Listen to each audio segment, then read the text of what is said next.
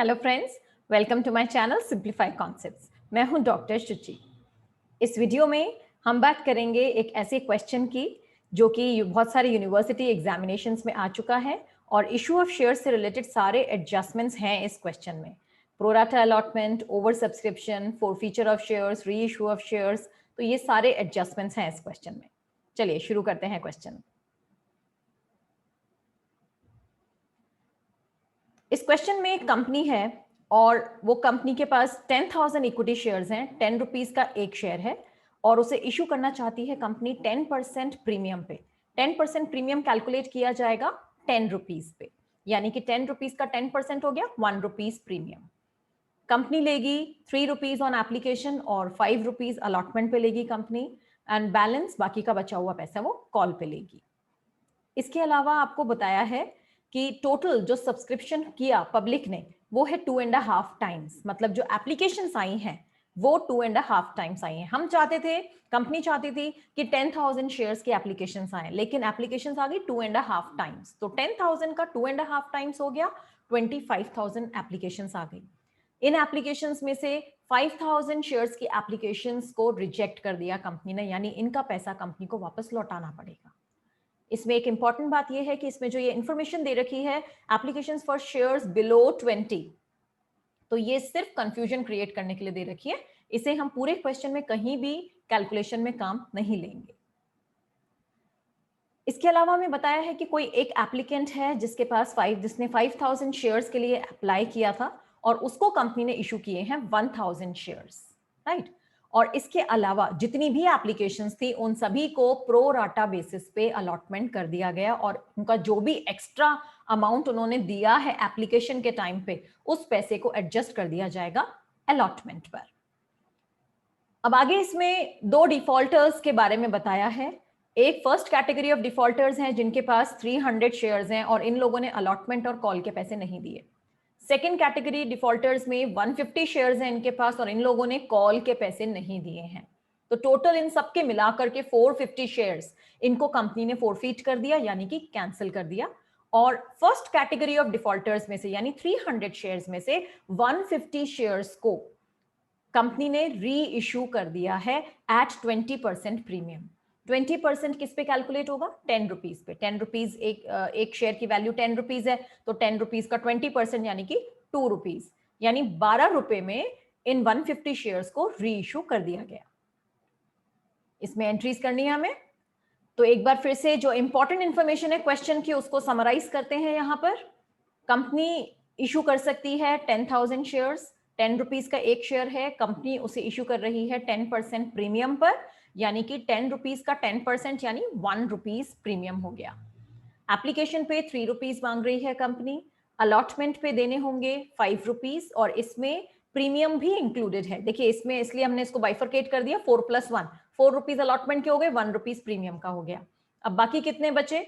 बाकी बचे 3 रुपीज जो कि फाइनल कॉल पे लेगी कंपनी। एप्लीकेशन रिसीव कितनी हुई? 10,000 मल्टीप्लाइड बाय 2.5 जो 2.5 गुना आ गई थी एप्लीकेशंस, यानी कि 25,000 एप्लीकेशंस रिसीव हो गई हैं। अब इन 25,000 एप्लीकेशंस को कंपनी ने किस तरीके से अलॉटमेंट किया वो देखिए।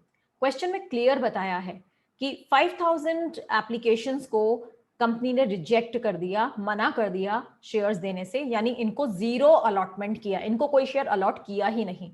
तो इसीलिए इनका जो पैसा आया है एप्लीकेशन पे 5,000 शेयर्स पे, जो 3 रुपीज के हिसाब से हमारे पास 15,000 रुपए आए हैं, वो हमें इनको वापस लौटाने पड़ेंगे, यानी कि रिफंड करने पड़ेंगे पैसे। सेकेंड आपको जो इंफॉर्मेशन बताई है क्वेश्चन में वो है एक किसी शेयर होल्डर ने 5,000 शेयर्स के लिए अप्लाई किया है, लेकिन उसको अलॉट किए गए सिर्फ 1,000 शेयर्स। इसका मतलब इसने 4,000 एप्लीकेशंस का पैसा एक्स्ट्रा दे दिया है एप्लीकेशन के टाइम पर। तो 4,000 multiplied by 3 rupees of application, तो टोटल एक्स्ट्रा मनी जो आया वो है 12,000। अब जो एक्स्ट्रा मनी है 12,000, इसमें से देखते हैं कितने पैसे एडजस्ट हो सकते हैं आगे अलॉटमेंट पर। देखिए अलॉटमेंट पर बेसिकली इस आदमी को 1,000 शेयर्स अलॉट हुए हैं, तो इसको लॉजिकली 1,000 इंटू 5 रुपीज इसको पे करने हैं अलॉटमेंट पर, यानी टोटल इसको पे करने हैं 5,000 रुपीज। तो इसको जो एडजस्टमेंट हो सकता है, मैक्सिमम जो एडजस्टमेंट हो सकता है अलॉटमेंट पे वो है 5000, लेकिन हमारी प्रॉब्लम क्या है, हमारे पास एक्स्ट्रा मनी आ गया 12000, जिसमें से एडजस्टमेंट हो सकता है सिर्फ 5000 का, तो बाकी के जो 7000 है वो कंपनी को वापस लौटाने पड़ेंगे। तो देखिए टोटल रिफंड कितना करना पड़ेगा, फर्स्ट केस में 15,000 रुपए जो हमने निकाले वो रिफंड करने होंगे, सेकंड केस में 7,000 रिफंड करना होगा, यानी टोटल रिफंड होगा 15,000 प्लस 7,000 यानी कि 22,000 का रिफंड। अब बाकी के बचे कितने, देखिए आप 25,000 की एप्लीकेशंस में से 5,000 को तो मना कर दिया, बची 20,000 एप्लीकेशन, उसमें से 5,000 को आपने 1,000 का अलॉटमेंट कर दिया, तो बची कितनी एप्लीकेशन, सब 15,000 एप्लीकेशंस बची हैं, राइट। अब इनको करना है प्रोराटा बेसिस पे अलॉटमेंट होगा। तो देखिए कंपनी के पास टोटल 10,000 शेयर्स हैं, उसमें से आपने अभी अलॉट किए हैं सिर्फ 1,000 शेयर्स, तो अभी बचे कितने अलॉट करने के लिए, 9,000 शेयर्स अलॉट करने के लिए बचे, जो कि इनको अलॉट कर दिए जाएंगे। तो यहां पर इन्होंने अप्लाई किया 15,000 के लिए, इनको अलॉट हुए 9,000, इसका मतलब जितना भी एक्स्ट्रा आया, एक्स्ट्रा कितने शेयर्स का है, 6,000 शेयर्स पे 3 रुपीज के हिसाब से 18,000 रुपीज एक्स्ट्रा आया है, जिसको एडजस्ट किया जाएगा आगे अलॉटमेंट पर। तो देखिए येलो में हाईलाइटेड है, टोटल जो पैसे एडजस्ट किए जाएंगे आगे अलॉटमेंट पर वो है 5,000 plus 18,000 which makes it 23,000।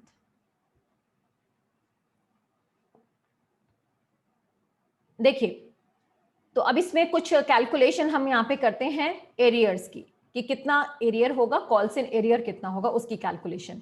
300 shares है फर्स्ट कैटेगरी जिनको प्रोराटा अलॉटमेंट किया गया था, और क्वेश्चन में क्लियर बताया है कि इन 300 शेयर्स पे ना तो अलॉटमेंट के पैसे आए हैं और ना ही फर्स्ट कॉल के पैसे आए हैं, ये दोनों पैसे इन्होंने नहीं दिए हैं। तो देखिए इसकी कैलकुलेशन कैसे होगी, क्योंकि प्रोराटा अलॉटमेंट में एप्लीकेशन के जो भी पैसे आते हैं वो हमेशा एडजस्ट होते हैं अलॉटमेंट पर, तो और अगर किसी ने अलॉटमेंट के पैसे नहीं दिए हैं तो उस केस में हम ये इस तरीके से कैलकुलेशन करेंगे, राइट। तो इसमें देखिए टोटल वैल्यू क्या है प्रोराटा की, एप्लीकेशंस आई 15,000, इनको अलॉटमेंट किया गया 9,000 शेयर्स, और अभी जो 300 शेयर्स जिनके इनको अलॉट किए गए हैं, तो हमें ये नहीं मालूम कि इन लोगों ने एप्लीकेशन कितने की लगाई थी, तो अप्लाई कितने शेयर्स के लिए किया था, उसके लिए हम सीधा प्रोपोर्शनेट तरीके से कैलकुलेशन कर लेंगे, 15,000 बाय 9,000 मल्टीप्लाइड बाय 300, तो ये आ गया 500 शेयर्स। इसका मतलब ये कि इन लोगों ने अप्लाई किया होगा 500 शेयर्स के लिए और इनको अलॉट किए गए 300 शेयर्स, इसका मतलब इन लोगों ने 200 शेयर्स के पैसे एक्स्ट्रा दे दिए होंगे। तो एप्लीकेशन पे 3 रुपीज थे, 2000 multiplied by 3 will be 600 rupees इन्होंने एक्स्ट्रा पे कर दिया था एप्लीकेशन के टाइम पे। ये जो एक्स्ट्रा पे करते हैं इसे अलॉटमेंट पे एडजस्ट कर दिया जाता है। देखिए अलॉटमेंट पे 300 शेयर्स थे, अलॉटमेंट पे टोटल आपको देने थे 5 रुपीज, 4 रुपीज अलॉटमेंट के, 1 रुपीज प्रीमियम का, तो टोटल हो गया 1200 प्लस 300 यानी 1500 रुपीज अलॉटमेंट पे देने थे। उसमें से आपने एक्स्ट्रा कितना दिया, आपने 600 रुपीज एक्स्ट्रा दे चुके हो आप, जिसको एडजस्ट कर देंगे हम यहाँ पर, तो ये आ जाएगा 900 रुपीज।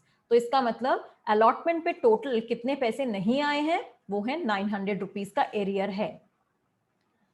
तो एक बार हमेशा ध्यान रखिए ये इस तरीके की जो कैलकुलेशन होगी ये सिर्फ अलॉटमेंट पर ही होगी, क्योंकि प्रोराटा का जो भी पैसे होते हैं वो सारे एडजस्ट होते हैं सिर्फ अलॉटमेंट पर। बाकी जो कैलकुलेशन हम करेंगे फर्स्ट कॉल के एरियर्स की, उसमें इस तरीके की कोई कैलकुलेशन नहीं होगी, क्योंकि कॉल पे एडजस्ट नहीं हो रहा है प्रोराटा का अमाउंट। देखिए अब जो दूसरे 150 शेयर्स वाले जो डिफॉल्टर्स हैं उन्होंने सिर्फ फर्स्ट कॉल के पैसे नहीं दिए हैं, तो इनकी सिंपल कैलकुलेशन हो जाएगी दोनों की। फर्स्ट कॉल पे 300 इंटू 3 900 एरियर हो गया, और वहां पर 150 इंटू 3 450 रुपीज एरियर हो गया। तो देखिए अलॉटमेंट पे एरियर है 900 का, और फर्स्ट कॉल पे अगर आप दोनों को ऐड कर लेंगे 900 प्लस 450 तो ये हो गया 1350, ये इतना एरियर है फर्स्ट कॉल पे। अब जर्नल एंट्रीज देखिए, एप्लीकेशन के टाइम पे 2 जर्नल एंट्रीज करते हैं हम, एक ड्यू की एंट्री होगी, एक रिसीव की एंट्री होगी। तो पहले इसमें की जाती है हमेशा बैंक वाली एंट्री, यानी कि रिसीव वाली एंट्री। तो एंट्री होगी bank account debit to equity share application account. Applications कितनी आई थी? 25,000। तो 25,000 को मल्टीप्लाइड बाय 3 कर देंगे, 75,000 से ये एंट्री हो जाएगी। सेकेंड एंट्री होगी इक्विटी शेयर एप्लीकेशन पे जो अमाउंट आया है 75,000, ये हम ट्रांसफर करेंगे इक्विटी शेयर कैपिटल अकाउंट में। और हमेशा ध्यान रखिए इक्विटी शेयर कैपिटल में उतने ही पैसे जाते हैं जितने शेयर्स कंपनी के पास होते हैं। कंपनी के पास कितने शेयर्स हैं? 10,000। तो 10,000 मल्टीप्लाइड बाय 3, 30,000 ये चला जाएगा इक्विटी शेयर कैपिटल में। इसके अलावा इक्विटी शेयर अलॉटमेंट में एडजस्ट कितने होंगे? देखिए इससे पहले जो हमने वर्किंग नोट बनाया था सबसे पहले, उसमें मैंने आपको बताया था कि अलॉटमेंट पे एडजस्ट कितने होंगे? 5,000 प्लस 18,000 यानी कि 23,000 एडजस्ट होंगे। और बाकी के लौटाने पड़ेंगे जो पैसे आपको रिफंड करने पड़ेंगे, 15,000 प्लस 7,000 यानी कि 22,000 हम रिफंड कर देंगे। तो ये हुई आपकी एप्लीकेशन की दोनों एंट्रीज। अब आगे देखिए अलॉटमेंट की कैलकुलेशन, अलॉटमेंट की एंट्रीज। तो सबसे पहले हम करेंगे अलॉटमेंट की ड्यू की entry. Equity share allotment account debit to equity share capital account. Due की एंट्री हमेशा जितने शेयर्स कंपनी के पास होते हैं उसी से करी जाती है। तो कंपनी के पास 10,000 शेयर्स हैं और 5 रुपीज अमाउंट के हिसाब से 50,000 रुपीज अलॉटमेंट पे ड्यू हैं, जिसमें से 4 रुपीज तो शेयर कैपिटल के हैं और 1 रुपीज है सिक्योरिटीज प्रीमियम का। तो हम इसको सिक्योरिटीज प्रीमियम अकाउंट भी लिख सकते हैं या फिर सिक्योरिटी प्रीमियम रिजर्व भी लिख सकते हैं, एक ही बात है। तो यहां पर इस तरीके से इसकी ड्यू की एंट्री हो जाएगी। इसके बाद रिसीव की एंट्री हम करेंगे bank account debit to equity share allotment account 26,100। अब इसकी कैलकुलेशन ध्यान से समझिए प्लीज। देखिए फर्स्ट एंट्री से साफ दिख रहा है 50,000 रुपीज ड्यू है अलॉटमेंट पे, और इस 50,000 में से हम एडजस्ट कर देंगे 5,000 और 18,000 जो अभी एप्लीकेशन की सेकेंड एंट्री में हमने एडजस्टमेंट किया था अलॉटमेंट का। तो 23,000 का एडजस्टमेंट हो चुका है, मतलब ये पैसे ऑलरेडी पहले ही आ चुके हैं, तो अभी थोड़ी आएंगे, इसीलिए आप इसको माइनस कर देंगे 50,000 माइनस 23,000। उसके अलावा जो एरियर की कैलकुलेशन अभी हमने की थी, तो अलॉटमेंट के टाइम पे एरियर की वैल्यू कितनी आई है? कॉल्सन एरियर 900 रुपीज नहीं आए हैं, तो इसीलिए हमने ये दोनों चीजें 50,000 में से लेस कर दी, तो हमारा अमाउंट आ गया 26,100। अब आते हैं कॉल पर। कॉल में सबसे पहले हम करेंगे ड्यू की एंट्री। देखिए 10,000 शेयर्स हैं कंपनी के पास और कॉल पे कंपनी मांग रही है 3 रुपीज, तो इसको मल्टीप्लाई कर देंगे, 10,000 मल्टीप्लाइड बाय 3 विल बी 30,000। उसके बाद रिसीव की एंट्री होगी bank account debit to equity share first and final call account. ये एंट्री होगी 28,650। अब ये अमाउंट कैसे आया? देखिए फर्स्ट एंट्री में ड्यू है 30,000 और 30,000 में से जो एरियर है कॉल्स एंड एरियर हम उसको माइनस कर देंगे। इसकी कैलकुलेशन हमने पहले की थी, 900 रुपीज और 450 रुपीज दोनों मिला के हो गया 1350 कॉल्स एंड एरियर, जिसे हमने माइनस कर दिया है 30,000 में से। इसके बाद हम आते हैं फोरफीचर। देखिए क्लियर दिया है क्वेश्चन में कि फोरफीट कर दिया है 300 शेयर्स को और 150 शेयर्स को, यानी टोटल 450 शेयर्स को फोरफीट कर दिया है। वैसे आप दोनों की एंट्री एक साथ मिला के भी कर सकते हैं, लेकिन यहां पर आपकी बेटर अंडरस्टैंडिंग के लिए मैंने इन दोनों एंट्रीज को अलग अलग किया है। तो देखिए पहले फोरफीचर की एंट्री करते हैं 300 शेयर्स पे। 300 शेयर्स हम कैंसिल कर रहे हैं, फोरफीचर का मतलब है कैंसिल कर रहे हैं, और फोरफीचर की एंट्री में हमेशा इक्विटी शेयर कैपिटल को डेबिट करते हैं।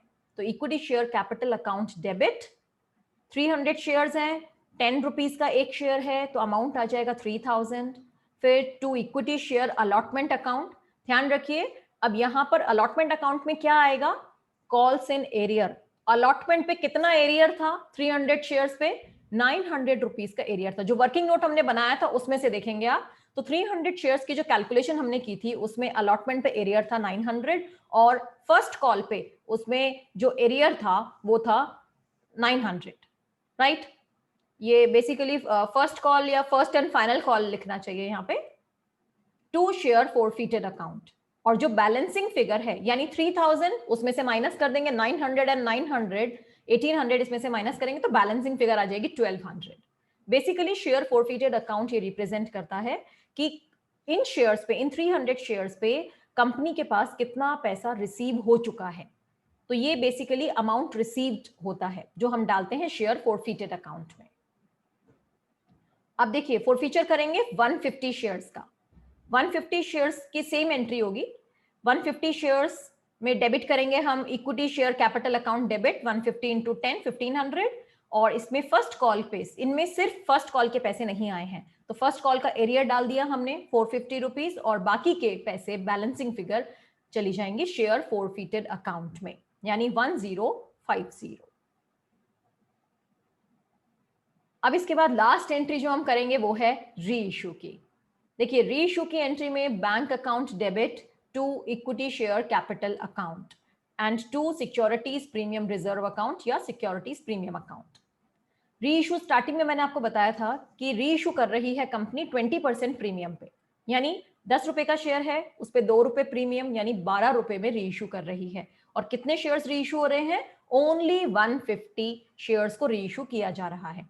तो ये एंट्री बिल्कुल सिंपल है। 150 शेयर्स को 12 रुपीज के हिसाब से 1800 रुपीज आएंगे कंपनी के पास, और इसमें से 12 रुपीज में से 10 रुपीज तो कैपिटल के हैं और 2 रुपीज प्रीमियम के हैं। तो ये री इशू की एंट्री एकदम सिंपल है। अब इसके बाद यहां पर एक पॉइंट नोट करिए। नॉर्मली क्या होता है कि री इशू के टाइम पे हम डिस्काउंट पे री इशू करते हैं, तो जितना हम डिस्काउंट पे री इशू करते हैं उतने पैसे हम शेयर फोरफिटेड अकाउंट में से निकाल लेते हैं। लेकिन यहां पर इस केस में क्या हो रहा है, यहां पर हम री इशू कर रहे हैं सिक्योरिटी प्रीमियम पर, तो इसलिए kindly note that no money from share forfeited account is used in reissue. तो यहां पर इस क्वेश्चन में री इशू में हम कोई पैसा यूज नहीं कर रहे हैं शेयर फोरफिटेड अकाउंट में से।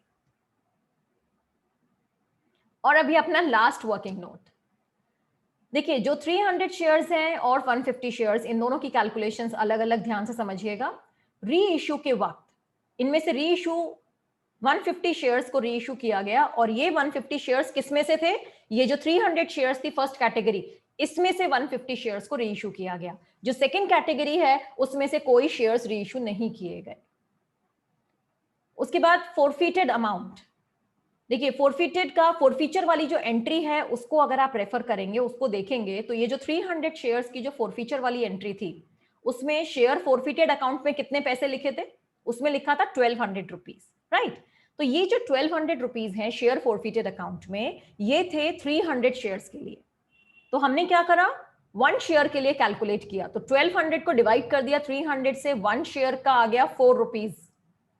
सो दैट मीन्स कि आपका जो शेयर फोरफिटेड अमाउंट है वो 1 शेयर का 4 रुपीज है। तो हमने अभी जो री इशू किया है वो 150 शेयर्स को री इशू करा है। तो हम ये देखेंगे कि 150 शेयर्स पे 4 रुपीज के हिसाब से 600 रुपीज शेयर फोरफिटेड अकाउंट में से हम निकाल सकते थे री इशू करते वक्त, राइट। लेकिन हमने री इशू के वक्त कोई पैसे निकाले ही नहीं, क्योंकि जरूरत ही नहीं पड़ी, क्योंकि आपने री इशू किया था प्रीमियम पे। तो इसीलिए जो हम कैपिटल रिजर्व में ट्रांसफर करेंगे पूरे 600 ट्रांसफर कर देंगे। तो फोरफीचर के जो अवेलेबल थे पैसे जो हम निकाल सकते थे 150 शेयर्स पे, वो थे 600 रुपीज। री इशू पे हमने यूज नहीं किया कुछ भी, इसीलिए हम पूरा 600 ट्रांसफर कर देंगे। सो आई होप आपको ये क्वेश्चन ठीक से समझ में आया होगा, और आगे आपको जिस भी क्वेश्चन में प्रॉब्लम हो आप बिल्कुल नीचे कमेंट सेक्शन में लिख के हमें बता सकते हैं, या फिर आप simplifyconcepts@gmail.com पे आप हमें मेल करके बता सकते हैं। तो इसी तरीके से हम आपको समझाते हुए उस क्वेश्चन को एक्सप्लेन कर देंगे बहुत ही ईजी तरीके से। Thank you so much.